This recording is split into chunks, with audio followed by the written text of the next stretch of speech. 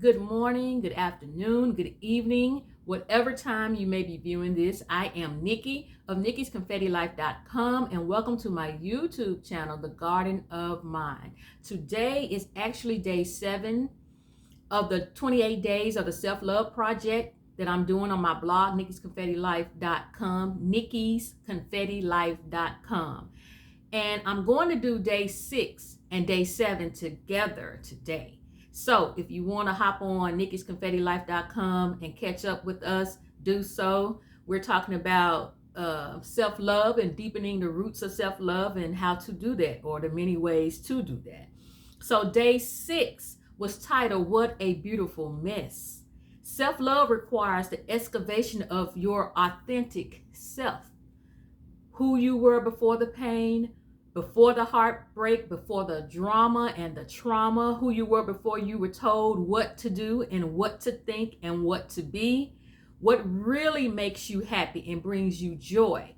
Who were you before the events of life and your environment shaped you? Did you know you could shape and handcraft your own life? Did you know that? You are not bound by bad experiences. You're not. Ask the potter to shape you into the best, the real you, the authentic you. I remember a time in my life where I excavated my authentic self. And that sounds like something really fancy, but there's a book by Sarah Ban Breathnock, and it's called Excavating Your Authentic Self.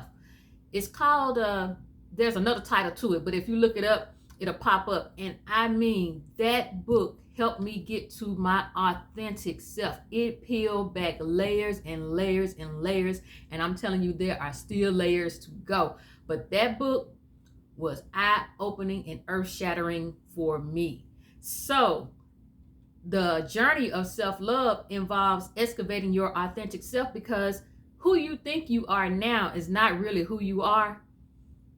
You've got all this dirt on top of you. You've got all these experiences, all these situations, feelings, emotions, all this trauma, all of this drama, and this pretending to be somebody else or pretending to be happy when you're not. All of that is just like layers and layers of dirt on top of you. So excavating your authentic self is a very, very key part of developing a deeper sense of self-love for yourself. Now that was day 6. And if you think about it, excavating yourself, your authentic self, is just like archaeologists when they go on an excavation and they're doing all that work and they're doing all that digging, and then boom, they find something.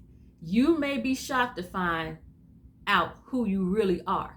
And then let me tell you this, on top of that, you're going to have to start walking in your authentic self. And it's a very, very, for me, it was a very scary thing to do, because people were not used to the Nikki that they see now, So it was something to get used to, and I'm still working on it, to be honest with you. So today is day 7. And when you're excavating your authentic self, you're still not going to be perfect. And day 7 is called the imperfect you. Self-love is loving the imperfect you. Yes, you, when you mess up. Believe it or not, you're not perfect. I know that might be mind-blowing to some people, but you're not perfect. You don't, and you won't always get it right. It's not always easy to forgive yourself. It's not always easy to love yourself when you are not your best self. And it's not so much that some of us want to be perfect. We just want to get it right. We just want to do the right thing. Don't forget, we are human too. I know we put a lot of emphasis on the divine, but we are human too. So we have to embrace both sides of ourselves. Give yourself unconditional love, grace, mercy, and forgiveness. Give it to others as well.